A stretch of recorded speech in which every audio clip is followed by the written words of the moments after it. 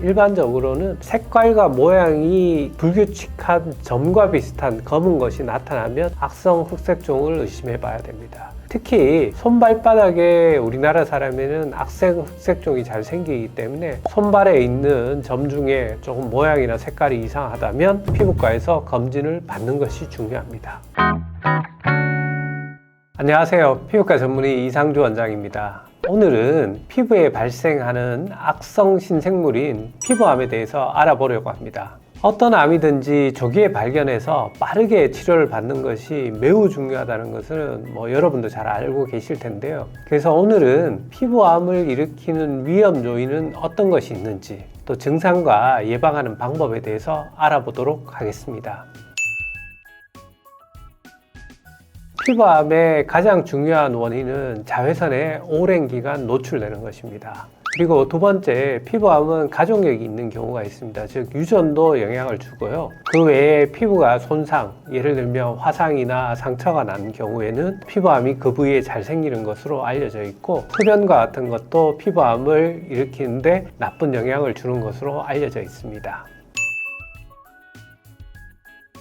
일반적으로 피부암은 크게는 두 가지 종류로 나눌 수 있습니다. 하나는 피부의 표피층에서 유래하는 기저세포암이나 편평세포암과 같은 것이 있고, 멜라닌 세포에서 유래하는 악성 흑색종이 있습니다. 크게는 두 가지 종류가 있는데 모양과 양상이 조금 다릅니다. 기저세포암이나 편평세포암의 경우에는 피부에 궤양이 발생되는 것이 특징입니다. 즉 오랜 동안 잘 낫지 않게 피부가 헐어 있다면 피부암을 한 번쯤 의심해 봐야 됩니다. 반면 악성 흑색종의 경우에는 아주 심한 경우에는 궤양을 동반하기도 하지만 일반적으로는 색깔과 모양이 불규칙한 점과 비슷한 검은 것이 나타나면 악성 흑색종을 의심해 봐야 됩니다. 특히 손발바닥에 우리나라 사람에는 악성 흑색종이 잘 생기기 때문에 손발에 있는 점 중에 조금 모양이나 색깔이 이상하다면 피부과에서 검진을 받는 것이 중요합니다. 방금 전에 말씀드린 것처럼 오랜 기간 피부가 헐어 있으면 우리가 한 번쯤은 암을 의심해 봐야 됩니다. 보통 기저세포암이나 편평세포암의 경우에는 그 부위가 허는 것이 특징이고 오래 가는 것이 특징입니다.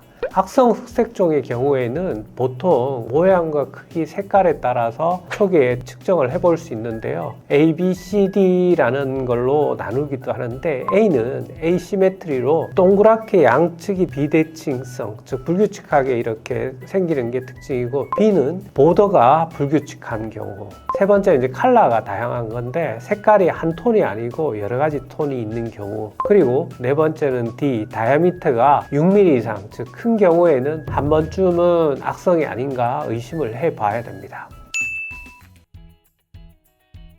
일반적으로 피부암의 정밀한 진단은 조직생검이라는 것을 통해서 이루어집니다. 피부의 일정 부분 작은 영역을 절개해서 그걸 현미경으로 관찰해서 안에 악성세포가 있는지 관찰하는 방법입니다. 최근에는 피부생검 전 단계에 있어서 더모스코피라고 피부 확대경을 이용해서 피부암의 정보를 찾는 경우도 있습니다. 이런 과정을 통해서 피부암이 진단이 되고 나면 이제 치료가 문제인데요. 치료는 가장 대표적인 방법은 수술적인 방법입니다. 특히 기저세포암이나 편평세포암의 경우에는 수술로 완치가 가능하기 때문에 일단 수술이 가장 기본입니다. 반면 악성 흑색종의 경우에는 수술이 기본이 되지만 병기가 진행된 경우에는 화학요법이나 방사선요법 같은 것을 병행해서 치료하기도 합니다. 앞서 이야기 드린 바와 같이 피부암의 첫 번째 원인 중에 제일 대표적인 것은 자외선에 의한 것입니다. 따라서 자외선 차단제, 평소에 선스크린을 열심히 사용하는 것이 중요하고요. 흡연도 나쁜 영향을 미치기 때문에 금연하는 습관 필요할 것 같습니다. 이런 노력에도 불구하고 체질적으로 유전력이 있는 경우에는 피부암이 생길 수 있는데 조기에 발견하면 완치가 가능하기 때문에 정기적인 검진을 통해서 조기에 발견하는 것이 중요합니다. 지금까지 피부암에 관련된 궁금증들을 해결해 봤습니다. 오늘 영상이 도움이 되셨다면 구독, 좋아요, 알림 설정을 부탁드리고요. 보다 궁금한 점은 아래쪽에 댓글이나 연세스타 피부과 카카오톡 채널로 문의 주시길 바랍니다. 지금까지 피부과 전문의 이상주 원장이었습니다. 감사합니다.